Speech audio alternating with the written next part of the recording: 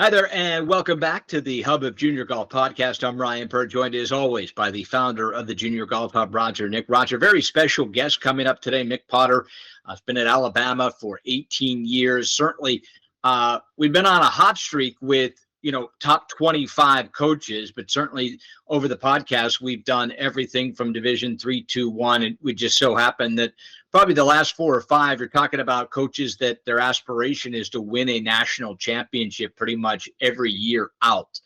That obviously at Alabama, they don't do anything at Alabama to not try to win. These SEC schools, I almost feel like they do put the school puts more emphasis on winning in the non-revenue sports than maybe any other conference. Certainly the Big Ten would be in that conversation, but they at least have funding and the facilities that are pretty much unmatched by any other kind of golf program. And Alabama is as good as it gets when it comes to your golf facilities.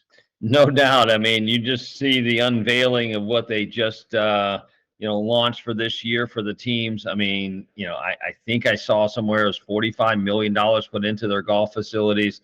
It looks amazing. The kids, you go on YouTube, you watch their video, they're talking about how great it is. They've never seen a facility like it. You get the alumni though that's coming from these big schools who are donating back. So let's make sure we put it in perspective. Most schools are not paying for these facilities as a school itself, but alumni really are, and that says a lot. I mean, that's why these schools do bring in the students, athletes that they do, because these alumni give back, and it's a great alumni pool out there that helps with jobs and so forth. So that is huge in the SEC and some of these major conferences out there, the Power 5 conferences anyway. And certainly Alabama, one of those schools that their pitch. Remember, now, if you're being recruited by Alabama, it is a heavyweight fight with the other schools. I mean, it is NIL, it is private airplanes, it is facilities. This is not, you're going to get better here because I'm going to train you and coach you to be better. It is, you're walked in there and the red carpet comes out, and in some sense, it really is an arms race amongst the top programs, isn't it? It is. I mean, you've got to, and think of the expectation of these young athletes coming in to perform. Now, that's golfers to football players to every sport in these conference, or especially the SEC conference, right? I mean, you're expected to win day one, and if you're not winning day one, hey, we're going to find somebody to replace you. So you got to imagine the pressure that these young athletes are actually facing at these top programs. It's got to be enormous. And they're developing and moving on to the next level. So, I mean, something's happening. Obviously, Nick Dunlap going there and coming from there as a freshman, being able to win on the PGA Tour. He literally should be at Alabama right now. So Right, starting his junior year. And with that, before mentioned head coach of the Alabama women's golf team, Mick Potter, joins us. Coach, thanks so much for joining us on the Hub of Junior Golf podcast. A lot of questions to get to, but I got to start with this. You're a soccer player before you were a golfer. How's that whole thing? How did that all happen, coming from Cortland in upstate New York as a soccer player, and now obviously 18 years, a national championship, one of the most well-known coaches in college golf? This has been some kind of ride.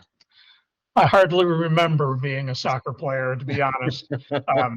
The speed and the skills aren't there. I played a little bit with my grandson when we were on vacation the end of last month, and it hurt. It really hurt. But now golf hurts too. So right, exactly. Yeah.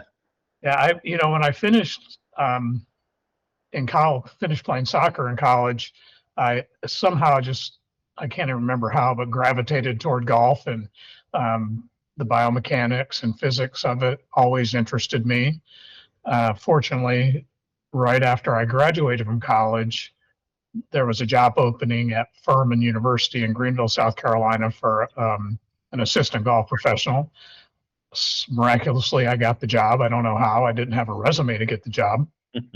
But, I distinctly remember Beth Daniel playing on the men's team when I got there, watching her practice, a two-time U.S. amateur champion. And so the women's game really intrigued me because of her and the fact that Furman had won the 1976 national championship over a Nancy Lopez-led Tulsa team. So kind of got immersed in it right away and didn't know what I was getting into. So Yeah, here we are. yeah. Coach, was that with Dottie Pepper there as well? Was Dottie at that time, or was she after Dottie, that? Dottie was my first recruiting cycle, was Oh, my first recruit. Good one, Coach. yeah, very, very good one. Tough Well, start, right? And we're going to jump right in on that one because obviously everybody knows Dottie Pepper and her competitiveness. And tell us how you found, I don't want to say Bulldog, but I'm going to say Bulldog. I mean, that's what she's known for on the LPGA Tour. interestingly, she had written to Clemson, which is about 30 miles from Furman, and they still don't have women's. Well, they do have women's golf now, but at the time they did not have a women's golf team. Mm-hmm. And they passed the letter along to Willie Miller, who was the men's and women's coach at Furman. And so I guess she wanted to be in the area, and Furman has a great golf course on campus, and at that time a rich heritage, having won the national championship in 1976. And I had no idea how to recruit college athletes at that point, and so I was very lucky. Mm-hmm. And what a great start. And we put her together with a couple of other girls that were looking to improve and get better and be on a winning team and get a great education at one of the best liberal arts schools in the country. And the rest is history. Dottie's senior year in 1987, we lost the national championship by one shot. Bittersweet, but in being in the heat of the battle really motivates you to get better. And Dottie was a great leader and a really, really good player. And then from that point, you were off to the races because obviously a lot of good success there at Furman, and then moving on to where you are now. I mean, some great success. What are some of the things that your background as an athlete have brought to the culture that you have as a team, that you're developed as a team there at Alabama? Well, being a competitive athlete,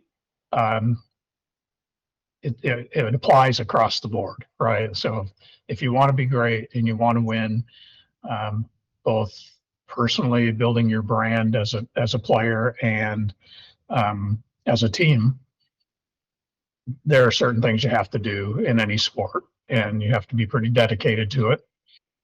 You have to learn to manage your time and your resources, and I think that just applies. And so I had some of that in me. And golf is a really individual game, and if you can get 5 girls together that work hard individually to get better, I mean the sum can be really good. So the hardest thing was probably having come from a team culture where I pass to you and you can score and you get the credit, and to an individual sport it's a little different, but at the same time the individual skills apply, and the more you can bring that all together, the better, I think. Coach, we on the Hub of Junior Golf podcast, we're probably getting close to 100 head coaches as guests on here. We have national champion coaches, all the way down to we have, dabbled in Division III and whatnot. And certainly part of the conversation is, how do you recruit? How do you identify talent?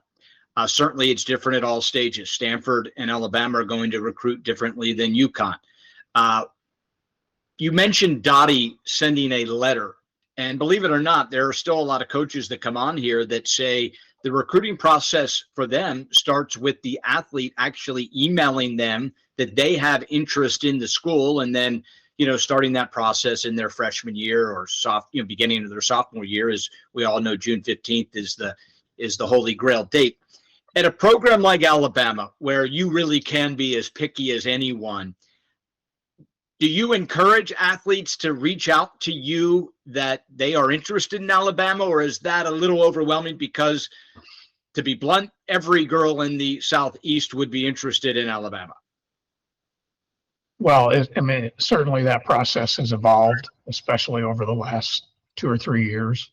Now, we can't be as picky as Stanford, but hopefully with this new facility, we'll get in that ball game. But no, like June 15th, I start sending emails and setting up video calls within the next week. You know, for this year, for example, I probably had 10 video calls. And we recruit a lot in Europe. So, you know, you got to get that time change down and just see how many girls we can be in contact with after the June 15th start date. And then, you know, we do get girls reach out to us in writing, in emails, but you can't respond. So they don't know what your interest level is until June 15th. So certainly the ones that reach out, we want to get back to first because they are interested and have shown an interest. So a lot's done on video chats now. And then, you know, finding out where they're going to be playing and making arrangements to go and watch. And so, you know, we're in Europe between my assistant, Susan Rosensteel, and myself 3 times a summer. Wow. So at a young age, you know, that like we're watching 2028 graduates when we're over there and evaluating, you know, who are going to be the ones we want to contact and reach out to first.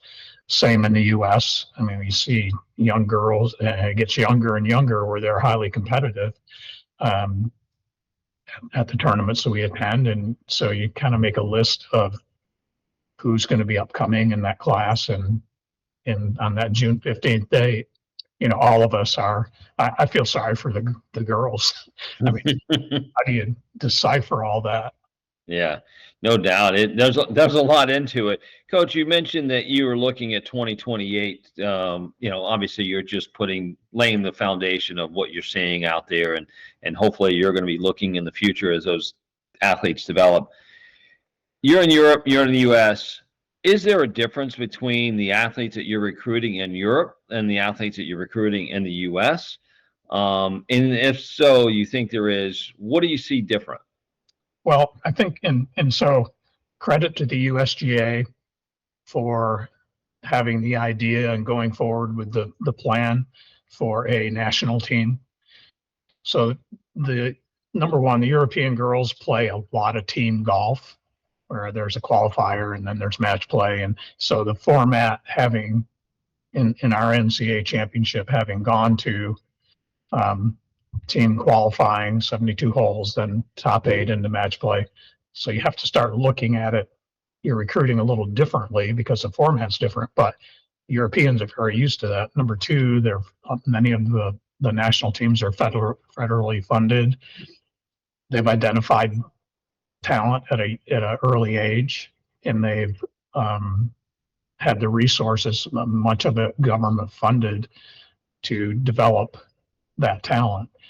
So I'm really excited that the United States is on the same track and learning from, you know, Sweden and France and Spain, England, Italy. We've had some Italian players that have been developed from early age. So it's going to be really good for the U.S., I think. Yeah. Yeah, I think that's a great conversation to have. You know, when you say develop, and we talk about national or international countries having a development program, and the USGA starting their development program, and I think, and Ryan, you can chime in. I think this is a very interesting one for us, right? We've talked about this a lot. In the U.S. we tend to think that putting tournaments on is development, where in other countries it's actually tournaments and the other stuff, right? What are they doing physically? What are they doing mentally? How are they actually, you know, doing the lead factors for preparing to playing events? And a lot of their events as early as, you know, 9, 10, 11, 12, 13 years old, they're actually doing match play. They're doing team events. They're doing those other things. So it is quite different of how we've actually set out. And clearly the U.S. has more resources than any of these other countries, but yet we're not producing the quality of players. that are reaching into our programs. And maybe I'm wrong, but I think it just seems like more and more programs are going international because of what you just said. Well, I think obviously per size of country. Per size of country, correct. They are the European countries, certainly the Asian countries, are doing a much better job per size than the United States, just because. Now, with that said, the United States has a dominating golf, more so on the men's side than the women's side, but the U.S. puts out unbelievable players. Now, a lot of that is the pool size is much larger. So, Coach, there has to be a secret sauce. And is it just the national team bit that a country like Italy, which is the size of a lot of singular states in the United States, is producing such high-end players? Is that really make that big of a deal? Well, I think that the coaching is probably the common denominator in Italy, Sweden, Spain, England. So very dedicated coaches to a small group of players. The model here has been, I'm a teaching professional. You've got to pay me a pretty large sum of money if I'm really good. So, your socioeconomic status has a lot to do with how good you can get in terms of instruction, sports psychologists, physios, and then tournament travel. So if the government's paying for all your travel, that widens the field for sure for the number of girls that can participate. So, I just think, having someone you can go to and you're not having to write a check for $500 every time. Yeah. Is a big deal. I know that the Asian countries that, they'll go to school at 5 or 6 in the morning and get free to practice golf all day after that. So time allotment, you got to find girls that have the work ethic, because it's hard to be really good. You got to devote a lot of time to it. The European countries that we spend a lot of time recruiting in have training camps where they take a number of players and go south if they have to. So they're making it year round, even if they're not in a year round environment. So what has really stood out about the American players? Obviously you've had more American players than any other country, and that goes without saying over the 18 years. What identifies to you? You could pick anywhere in the world to go when there has been an American junior golfer that has stood out to you and you've offered and they've come and played for you. What is it that has stood out to them that made you go that direction instead of a Euro or someone else? And we say to all of the girls we recruit the best girls in the world that want to come here and be a part of our program. So international borders hopefully don't make a lot of difference to us. So, it's really timeline dependent, where are the best players in this class year. So we were runner up in 2018. We lost in the finals to Arizona. We had Lauren Stevenson from South Carolina, Karami Abe from Texas, Cheyenne Knight from Texas, and Kristen Gilman from Texas. And they all are really good players.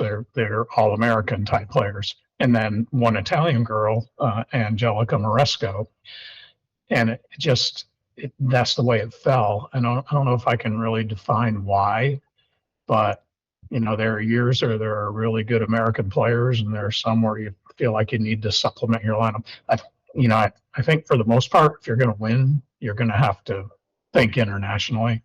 Wow. And I know that back 3 years ago, maybe, when Ole Miss won national championship and they were in the finals with Oklahoma State, I think 8 of the 10 girls were international.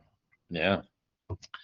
So you never know. You got to find the best players you can find. Yeah. Coach, we've also talked a lot about the portal and what goes on with the portal, and clearly in an SEC school, having the win, and as you said, you got to compete, you got to win.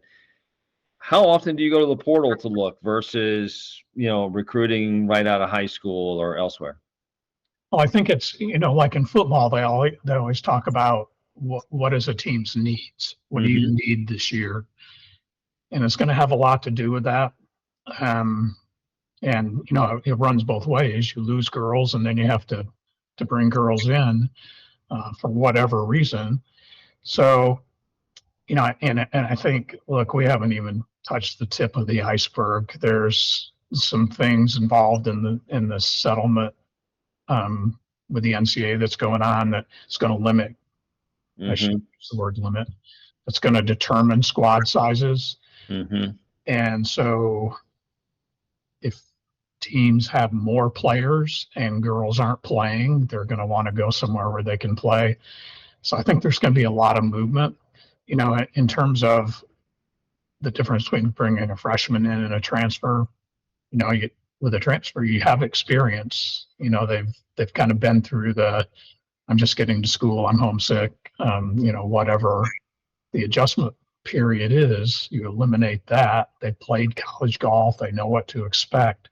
So there are some benefits there. But again, who are the best players? Who can help us the most? Is the determining question, really.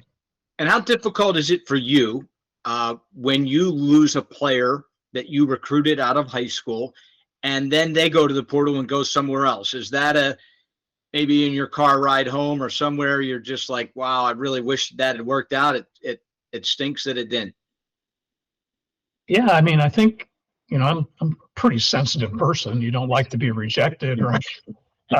So you never like rejection, but you also want them to be happy and where they need to be. So, college is all about finding yourself and where you need to be. And if it's not here, then we need to find somewhere where you're going to be happy. And I don't know, is it usually playing time? Is that usually or is that not, when in women's golf, that's usually not the determiner?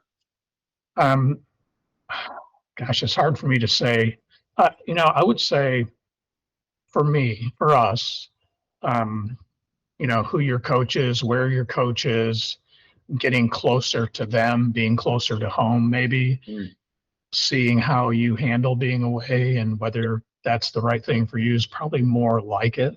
I mean, our schedule is always going to be pretty challenging. So we're going to immerse you in an environment where you play against the best competition. I don't think for us that's probably an issue, but there are a lot of factors. We had 3 girls transfer last year for varying reasons.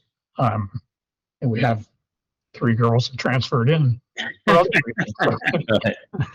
And 3 good girls coming in. Yeah, I really like who we got coming in. So we'll find out next week how much we've done so far. So, now, Coach, with the new facilities, and obviously this is something every program and every golfer would love to have in their backyard.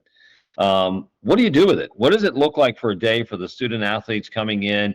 We get parents asking us all the time, these schools putting in these great performance facilities, but do they use them? Tell us a little bit about how you guys are going to use that. Well, first of all, I think you can become a great player in dirt if you really want to. But love that.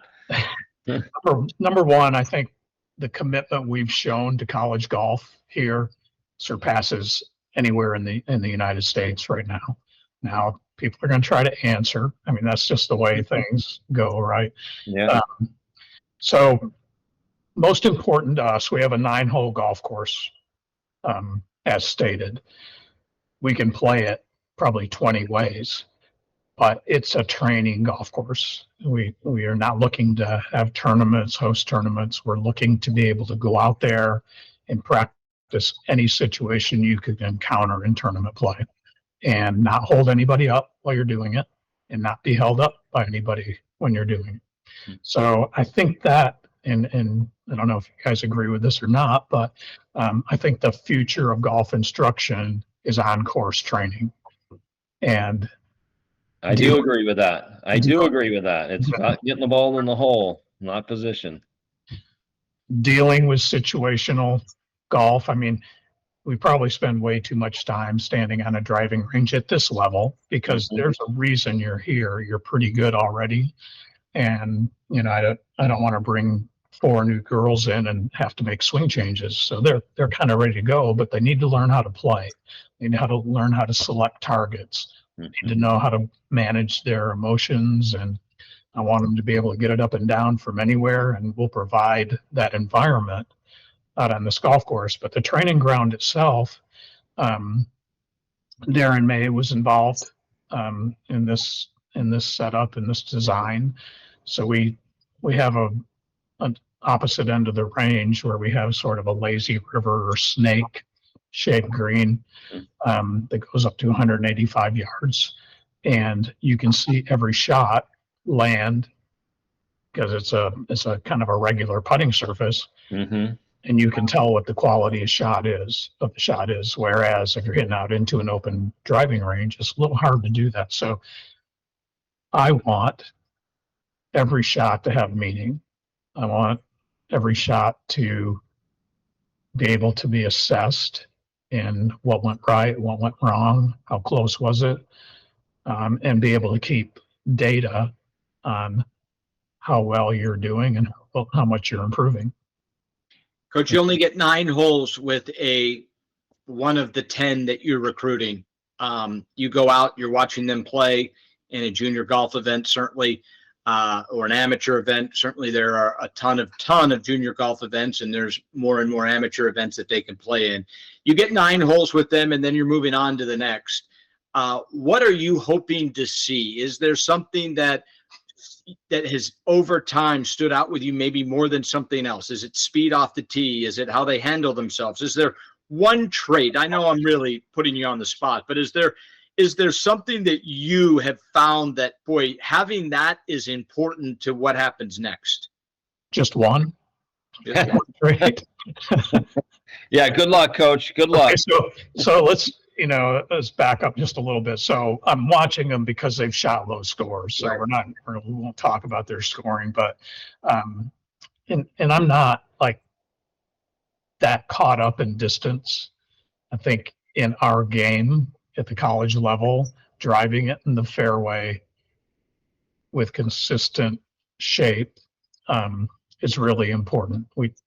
Because the levers aren't as long, we need to play from the fairway. You can't dig it out of rough all the time. So ability to drive it, and it's really important, and there's a lot of pressure. And that's the great players we've had. Stephanie Meadow won 9 tournaments here.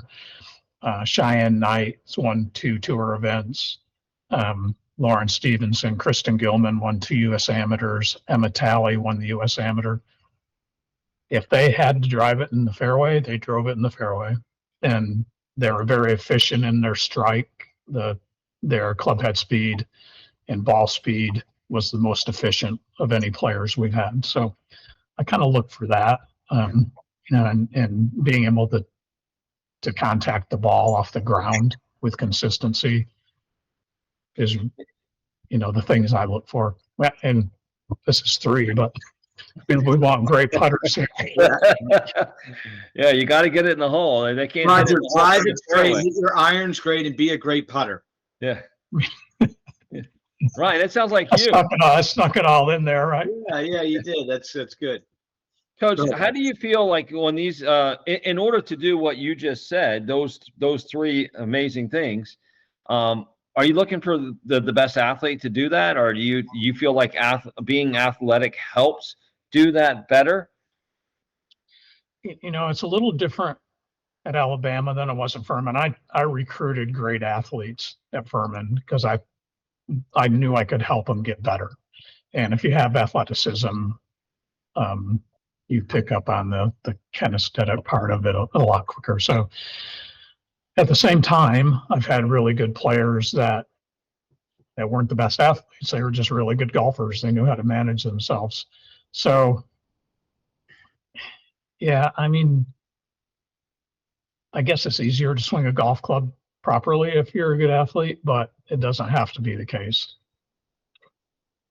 Yeah, Well, I, Coach, I I asked that question because I think it's interesting that we see a lot of young players, a lot of good junior golfers who go into college with high expectations of going beyond the college game, but really tap out because maybe it's their athleticism to acquire the greater skills, or maybe there's other aspects to it, but maybe they just condition themselves to play the college game or play it straight, play it safe, play it easy, and that's kind of what they did, but they didn't really have the ability to kind of turn it on, if you will, as you see other great athletes or great players do.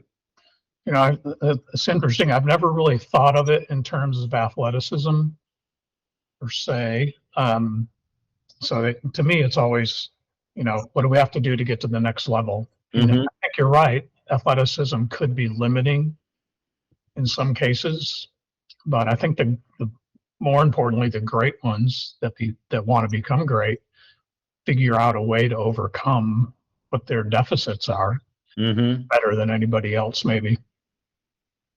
Yeah. Coach, you got one more, Raj? No, that's it. That was good. Coach, we thank you so much. I know the season has started, so for you to join us in the middle of the first couple of weeks of practice in a busy day, we want to really thank you. Your expertise and knowledge over the years is second to none. We wish you the best of luck, and we hope to see you out in California at the national championship. I hope to see you there too. Thanks for having me on. You bet. Thanks, Coach Potter. Best of luck this year. Yeah. Appreciate it. Have a Thank good you. one. You Bye. bet. Well, Roger, as we talked about, it's going to be a whole different kind of conversation you have with a coach at Alabama. I mean, he does seem pretty set that he's hitting Europe hard. He has had success there 3 times in a summer. Now, obviously not every school has that budget, and obviously that is not what our listeners want to hear. But yeah, I mean, I'll tell you, it makes sense to how the system in the U.S. is broken a bit, because I think we discussed this last week, but the reality of it's $500 to see my teacher. I'm going to see them once a month. And the other 30 days, it's my mom or dad or me by myself without a real plan. And, the U.S. does have the population that we can produce, the quotas and produce unbelievable talent over the decades. I mean, I don't want this to come off the wrong way. I'm just saying it's pretty amazing that U.S. players can compete with what the other countries are doing, just because our system, our young athletes are kind of behind the 8 ball. Yeah, I think it's also a little skewed kind of view of that too, Ryan, because I think we also don't even know what we're missing out on when it comes to the young athletes who can't afford, and the barrier there that does not allow them to go actually participate, doesn't allow them to have a coach, it doesn't allow, but yet still get to a certain level, right? So I think the other countries relative to resources are really taking that barrier out of it, right? I mean, I know it's one thing that we've talked about with Ed Golf Performance Center, with the Junior Golf, Federation, U.S. Junior Golf Federation that we have, where we're actually paying full scholarship for an athlete to be in really a national program environment that is going to get them ready for that next level. It's hard for young athletes or parents to see that difference, because they've been told and led to believe that if they go to their swing coach, they're getting what they need. Yeah. I mean, this is going to come off as a crazy statement I'm about to make, completely crazy, probably the craziest statement I've made on this podcast. But I've had this conversation with my son that I believe that if you were his father, he would have made it to the PGA Tour. Now, that is an insane comment, but let me explain why. And it's a lot of the Justin Thomas. Obviously, his father's his coach. Sergio Garcia, his father's his coach. Xander Schauffele, his father's his coach. Listen, my son saw a coach once a month. his entire career. And you'd show up 30 days later and they'd be, whoa, where did that come from? Whoa, wait, no, that's that. Why'd you start? You'd start with the backswing. Like there was some move that in 30 days came out of nowhere that then had to be completely corrected and walked back before you moved again. The reality is not everyone has Roger Nick as their father that could work with their kid for free amongst everything else you do for a living every single day. 365 days a year, you could be father, but also be at the end of your day, you could make sure you swung by the range or played 3 holes a day or whatever it was.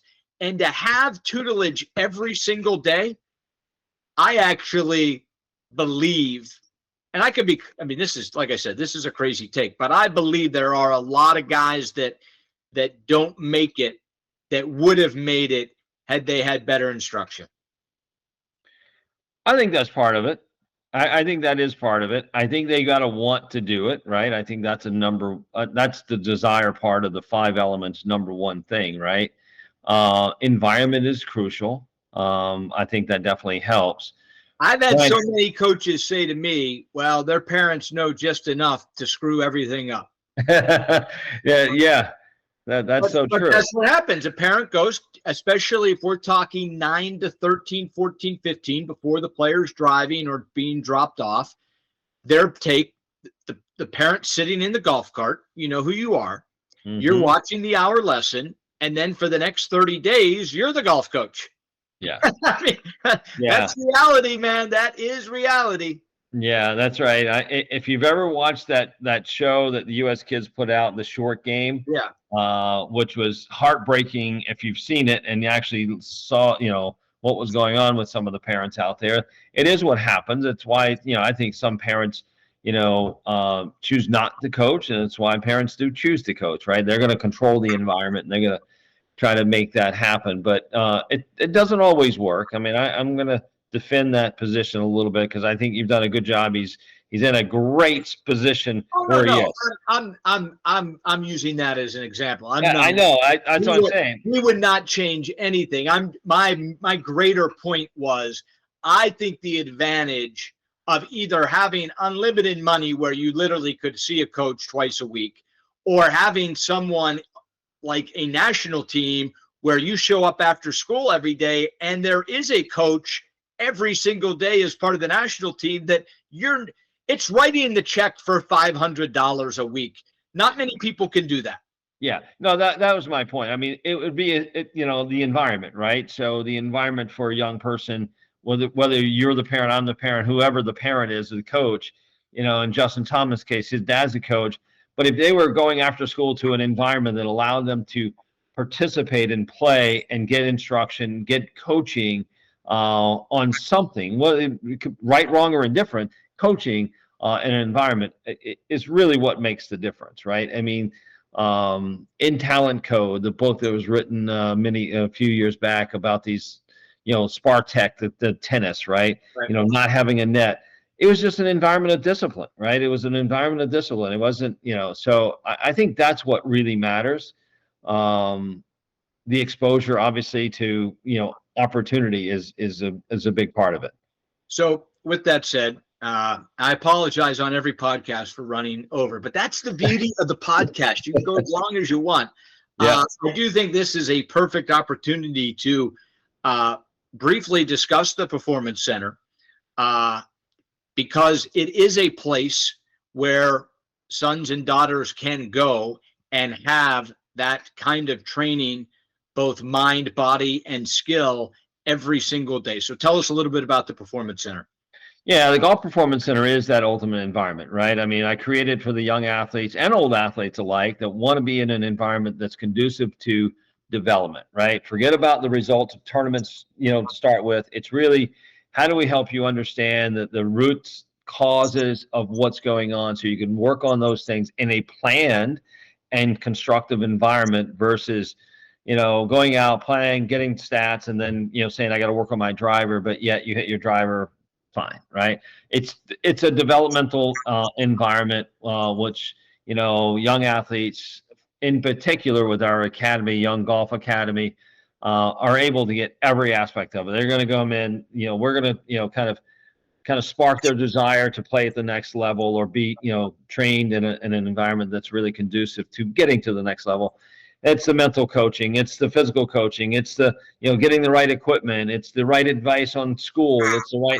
So the environment at the Golf Performance Center Academy is just an amazing environment for any athlete.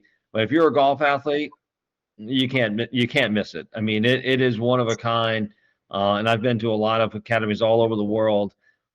It's rare that you have all of those elements in one place, but you have it there, and it's assessed and planned and held accountable to development every single day, right? The player, the coaches, the entire staff is held accountable.